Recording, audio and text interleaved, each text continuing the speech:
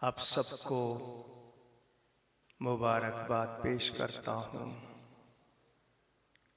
कि आपको ये सआदत हासिल है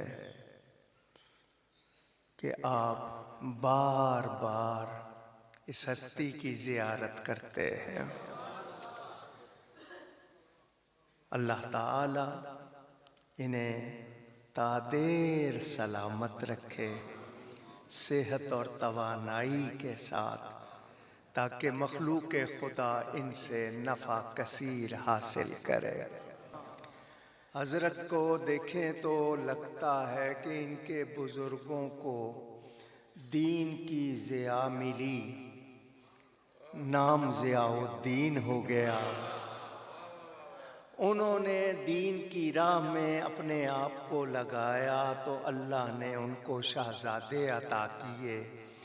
कोई मुहियुद्दीन हो गया, कोई अब्दुर्रहमान हो गया और कोई अल्हम्दुलिल्लाह हसीनुद्दीन हो गया। अब हसीनुद्दीन शाह साहब को 90 बरस से ज़्यादा अल्लाह ने दुनिया में ज़िंदगी दी। अल्लाह ने हक़ का इनाम भी दे दिया, हक़ का हबीब भी दे दिया।